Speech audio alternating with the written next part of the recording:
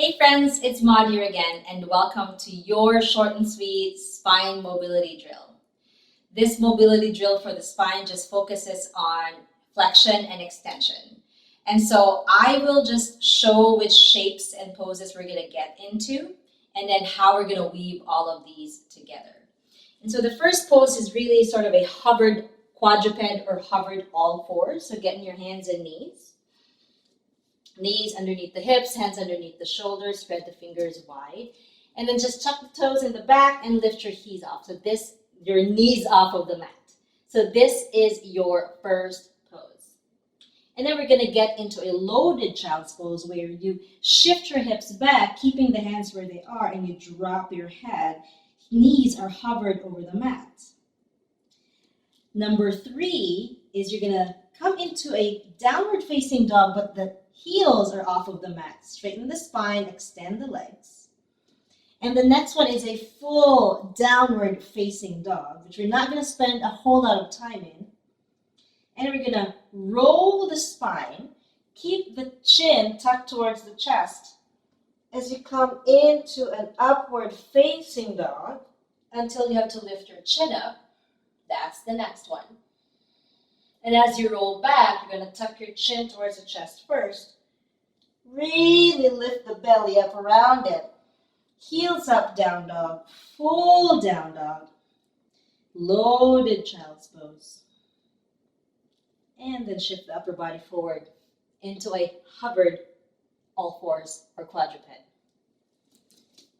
The difference is that we are going to tuck our chin towards our chest as we roll into the upward facing dog and lift the chin up. Tuck the chin towards the chest once again to get the cervical spine, along for the ride, and then round back and up and into our all fours. And so that's just sort of the difference in between this and a regular, say, Vinyasa practice in a yoga class. There's this tucking of chin towards the chest, so it's really recruiting the cervical spine. And so let's get on our hands and knees. Tuck the toes behind you. Knees underneath the hips, hands underneath the shoulders. And like I always say in my classes, zip up the belly so you're not dumping in those shoulder joints. And then lift the knees off of the mat. Come into a loaded child's pose. Hover the knees, lengthen the arms, drop the head.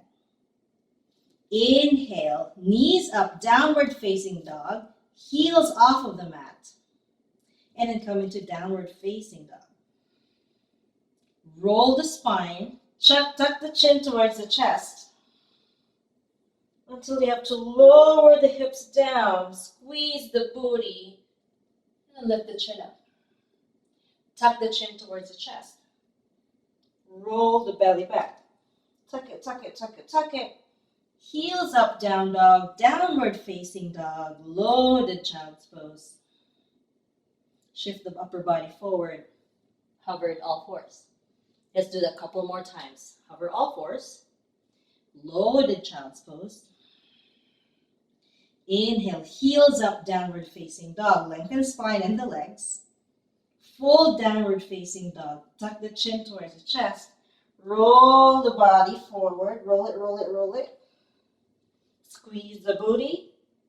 Upward facing dog, lift your chin up. Extend the arms. Chin to chest. Roll the body back. Scoop the belly.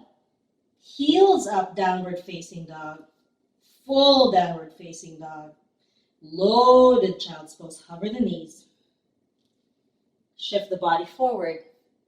Hover all fours. One more time. Loaded child's pose. Heels up, downward facing dog. Full downward facing dog, heels down. Tuck the chin towards the chest. Roll the body forward. Hips low. Upward facing dog, lift the chin up. Tuck the chin to chest. Roll the body back. Heels up, downward facing dog.